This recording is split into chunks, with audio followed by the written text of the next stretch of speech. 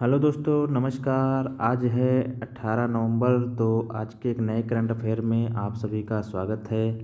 तो चलिए शुरुआत करते हैं आज के नए एपिसोड में। तो जैसा कि आज हमने कुल 4 सवाल रखे हैं और साथ ही साथ वन लाइनर के भी कुछ सवाल रखे हैं। और लास्ट में हमारा स्टैटिक जीके भी होता है, जिसमें कि हमारे सभी एग्ज़ामों के जो महत्वपूर्ण स्टैटिक जीके जो हमारे एग्ज़ामों में पूछे गए हैं उसे हम रखते हैं लास्ट में। तो आप लोग हमारी इस क्लास से ज़रूर जुड़िए और यह क्लास हमारे सभी प्रतियोगी परीक्षाओं के लिए काफ़ी महत्वपूर्ण है। और आप लोग हमारी इस क्लास से ज़रूर जुड़ें तथा अपने दोस्तों को शेयर भी करें, हमारे चैनल को सब्सक्राइब करें और लाइक भी करें तथा साथ ही साथ कमेंट भी ज़रूर करें। तो चलिए शुरुआत करते हैं आज के पहले सवाल से। आज का पहला सवाल हम लोग देखेंगे। पहला सवाल है कि हाल ही में किस राज्य ने अंबाजी मार्बल को जीआई टैग प्रदान किया है। तो इसका ऑप्शन आइए हम लोग देख लेते हैं। Option number A Rajasthan, option number B Gujarat, option number C Karnataka, option number D Karnataka. तो इसका राइट आंसर होगा ऑप्शन नंबर बी गुजरात। तो इसका उत्तर होगा हमारा गुजरात। तो आइए इसकी व्याख्या हम लोग देखेंगे। इसकी व्याख्या पढ़ लेते हैं अगले स्लाइड पे। इसकी व्याख्या पढ़ेंगे कि भारत की समृद्ध सांस्कृतिक धरोहर और प्राकृतिक संसाधनों को एक बड़ी मान्यता देते हुए अंबाजी मार्बल, जो अपने दुधिया सफ़ेद रंग और ऐतिहासिक महत्व के लिए प्रसिद्ध है, को प्रतिष्ठित भौगोलिक संकेतक जीआई टैग प्रदान किया गया है। यह प्रमाण पत्र वाणिज्य और उद्योग मंत्रालय के तहत उद्योग एवं आंतरिक व्यापार संवर्धन विभाग DPIIT के द्वारा जारी किया गया और यह उत्तर गुजरात के बनासकांठा ज़िले में से प्राप्त हुआ है। तो यहाँ पर हम लोगों ने देखा कि गुजरात के बनासकांठा ज़िले से हमारा जो अंबाजी मार्बल है उसे जीआई टैग प्रदान किया गया है। अंबाजी मार्बल की खदानें लगभग 1200 से 1500 वर्ष पुरानी मानी जाती हैं और ऐसा माना जाता है कि इसका उपयोग माउंट आबू के दिलवाड़ा जैन मंदिरों में इसका इस्तेमाल किया गया है तथा यह भी माना गया है कि इसका इस्तेमाल अयोध्या में राम मंदिर के निर्माण में भी इसका प्रयोग किया गया है।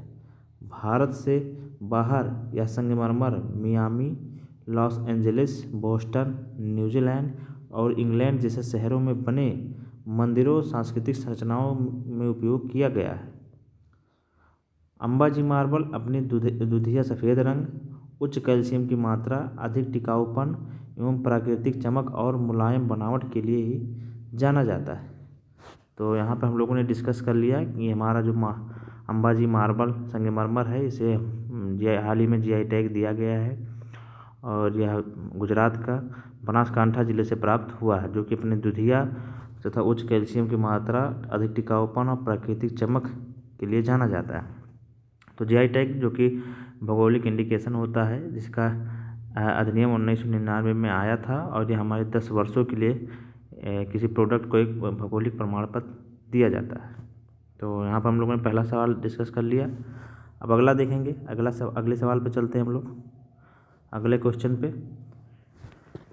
हमारा अगला क्वेश्चन है, गरुड़ 25 युद्ध अभ्यास किन किन देशों के बीच आयोजित हुआ।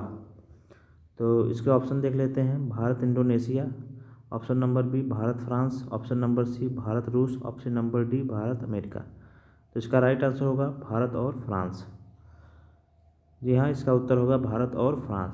आइए इसकी व्याख्या हम लोग अगले स्लाइड पे देखेंगे।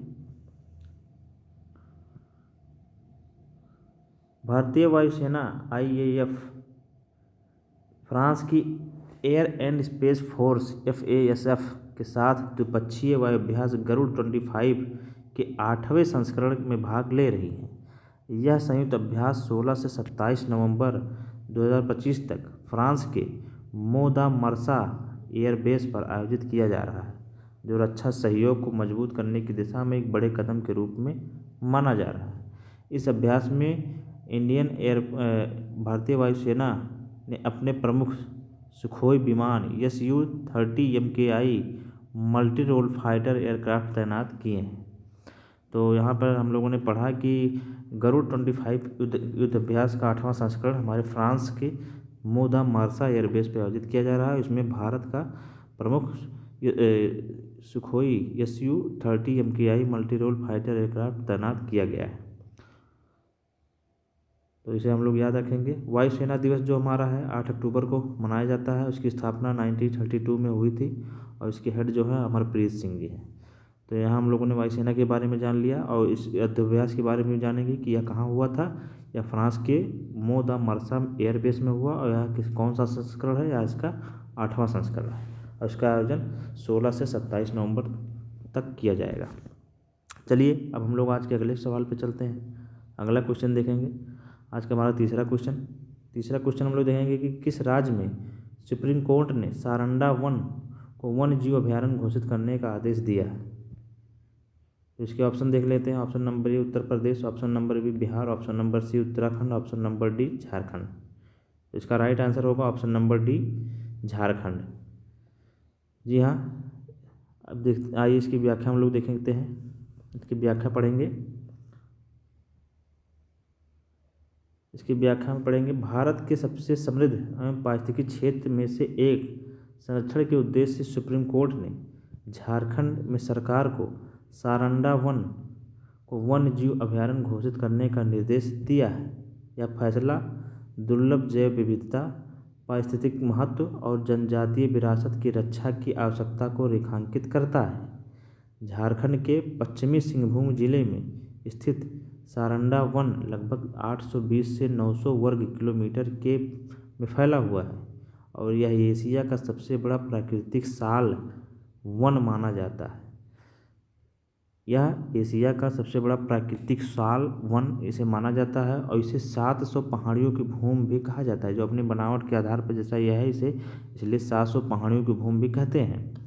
साथ ही साथ इस क्षेत्र में हो, मुंडा, उरांव जैसे आदिवासी समुदायों का यह सांस्कृतिक और आजीविका का केंद्र भी है, जो भोजन, ईंधन, औषधि और पारंपरिक आस्था के लिए इस वन पर निर्भर रहते हैं।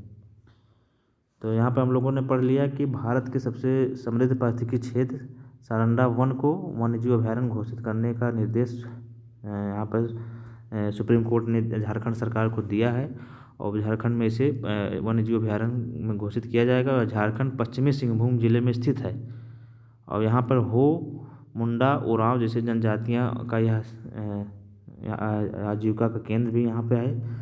इसके लिए वो अपने भोजन, ईंधन, औषधि के लिए इस वन पर निर्भर रहते हैं। तो हम लोग यहाँ जानेंगे वन्यजीव संरक्षण अधिनियम के। वन्यजीव संरक्षण अधिनियम 1972 के तहत अभयारण्य बनने से औद्योगिक गतिविधियों, अवैध शिकार और आवास विनाश पर कड़े नियम लागू होंगे और यहाँ पर 4 सींग वाला हिरण, फॉरेस्ट कछुआ, जंगली हाथी जैसे जीव पाए जाते हैं जो संकटग्रस्त की श्रेणी में हैं। तो इस तरह हम लोगों ने यहाँ पर तीसरा क्वेश्चन का व्याख्या देख लिया और अब चलते हैं अगले क्वेश्चन पे। हमारा आज का चौथा क्वेश्चन देखेंगे। चौथा क्वेश्चन हम लोग पढ़ेंगे आज पे। आज का चौथा क्वेश्चन है, किस राज्य में 2 समुद्री तटों को ब्लू फ्लैग प्रमाणन दिया गया है। तो इसका ऑप्शन देख लेते हैं। Option number A Gujarat, option number B Orissa, option number D C Maharashtra, option number D Kerala. तो इसका राइट आंसर होगा ऑप्शन नंबर बी उड़ीसा। तो चलिए इसकी भी व्याख्या हम लोग पढ़ेंगे अगले स्लाइड पे। उड़ीसा के सोनापुर, यहाँ पे पुर लगा दीजिए, सोनापुर जो कि गंजाम जिला और पुरी जो कि तीर्थ स्थल है, बीच को 2025-26 के लिए फिर से प्रतिष्ठित ब्लू फ्लैग प्रमाणन मिला है। सोनापुर बीच को लगातार तीसरी बार यह सम्मान मिला, जबकि पुरी को गोल्डन बीच 7वीं बार इस सूची में शामिल हुआ है। तो यहाँ पर हम लोगों ने पढ़ लिया कि उड़ीसा के 2 तट जो कि सोनापुर और पुरी को यह सम्मान ब्लू फ्लैग प्रमाणन मिला है और यह डेनमार्क की संस्था foundation for environmental education FEE के द्वारा दी जाती है। यह बताता है कि बीच साफ सुथरे हैं, पर्यावरण के हिसाब से टिकाऊ हैं और पर्यटकों के लिए सुरक्षित हैं। तो यहाँ पर हम लोगों ने पढ़ा कि यह जो भी बीच होते हैं जब वह साफ़ सुथरे होते हैं, पर्यावरण के हिसाब से टिकाऊ हुए तथा पर्यटकों के लिए सुरक्षित है, उन्हें ही हम ब्लू फ्लैग प्रमाणन देते हैं। पूरे देश में 13 बीच हैं, 13 बीजों का प्रमाणन मिल चुका है, जिनमें से 12 को पूरी तरह से और एक पुदुचेरी का ईडन बीज है को शर्त के साथ यह दर्जा मिला है। ब्लू फ्लैग प्रमाण एक वैश्विक इको लेबल है। यह समुद्री तटों, मरीना, सतत नौकायन, पर्यटन स्थलों को दिया जाता है जो 33 कठोर मानकों का पालन करते हैं, जैसे जल गुणवत्ता हो गया, पर्यावरण प्रबंधन हो गया, सुरक्षा मानक हो गए, इको शिक्षा और जागरूकता जैसे चीज़ इसमें शामिल है। तो यहाँ पर हम लोगों ने चौथा क्वेश्चन ब्लू फ्लैग प्रमाणन को लेकर डिस्कस किया। तो यहाँ पर हम लोगों ने पढ़ा कि उड़ीसा के 2 बीच को, जो कि सोनापुर और पुरी को ब्लू फ्लैग प्रमाणन दिया गया है। और इस तरह अब भारत में कुल ब्लू फ्लैग प्रमाणन की संख्या 13 हो गई है। 12 को पूरी तरह दिया गया है, एक जो है जिसको शर्तों के अनुसार, जो कि पुदुचेरी में स्थित है, ईडन बीच दिया गया है। इस तरह भारत में टोटल 13 बीच मौजूद हैं। तो यहाँ पर हम लोगों ने चौथा क्वेश्चन डिस्कस किया। चलते हैं आज के वन लाइनर पर। वन लाइनर में कुछ सवाल हम लोग देखेंगे, डिस्कस करेंगे वन लाइनर के कुछ सवाल। तो पहला क्वेश्चन देखेंगे कि भारत के सुरक्षा सचिव किसे नियुक्त किया गया है। तो इसका राइट आंसर होगा पराग जैन को। जी हाँ, भारत के सुरक्षा सचिव पराग जैन को। और भारत के अगर कैबिनेट सचिव की बात की जाए तो ये हमारे टी.वी. सोमनाथन जी हैं। और रक्षा सचिव की बात अगर की जाए तो ये राजेश कुमार जी मौजूद में हैं। और हमारे सुरक्षा सलाहकार अगर पूछा जाए, सुरक्षा सलाहकार कौन है, तो हमारे अजीत डोभाल जी इस समय मौजूद वर्तमान टाइम में हैं। फिर अगला हम लोग देखेंगे, इसरो ने पहला मानव रेटेड L110 विकास इंजन किसे सौंपा है। तो यह गोदरेज एरोस्पेस ने सौंपा है।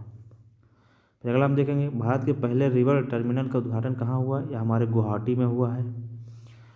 अगला हम लोग देखेंगे, भारत दुनिया का कौन सा सबसे बड़ा पेटेंट फाइलर बन गया। तो ये हमारा छठा। जी हाँ, यह इंपॉर्टेंट क्वेश्चन है, आप इसे ज़रूर याद कर लीजिएगा। भारत दुनिया का सबसे बड़ा पेटेंट फाइलर बन गया है, हमारा छठा है।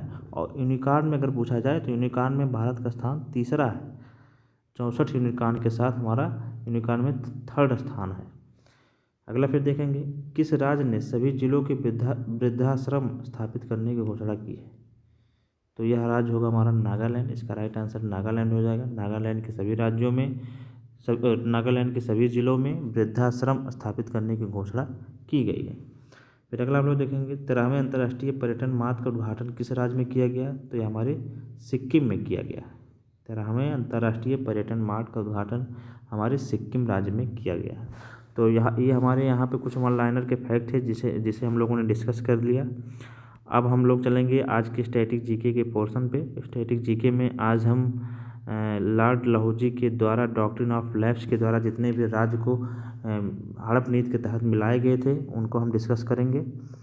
तो यहाँ पर हम लोग देखेंगे doctrine of lapse Lord Dalhousie द्वारा शुरू किया गया था।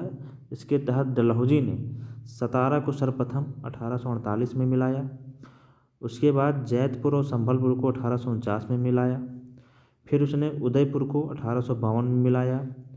फिर उसने झांसी को 1853 में मिलाया। फिर नागपुर को 1954 में मिलाया। और लास्ट में उसने अवध को कुशासन का आरोप लगाकर 1856 में अपने में मिला लिया था। तो इस तरह लॉर्ड डलहौजी के बारे में जैसा कि हम लोगों ने आधुनिक इतिहास में पढ़ाई है कि हड़प नीति का सिद्धांत उसने लागू किया था। उसी के तहत उसने इतने राज्यों का विलय किया तथा साथ ही साथ अवध को 1856 में कुशासन का आरोप लगाकर अपने राज्य में उसमें मिला लिया था। तो इस तरह हम लोगों ने आज का करंट अफेयर डिस्कस कर लिया। आप लोगों को यह वीडियो कैसा लगा, आप लोग अपनी राय हमारे कमेंट बॉक्स में ज़रूर दें तथा हमारे चैनल को सब्सक्राइब करें इसी तरह वीडियो पाने के लिए। तो फिर हम लोग मिलेंगे एक नई वीडियो के साथ। तब तक के लिए नमस्कार, जय हिंद।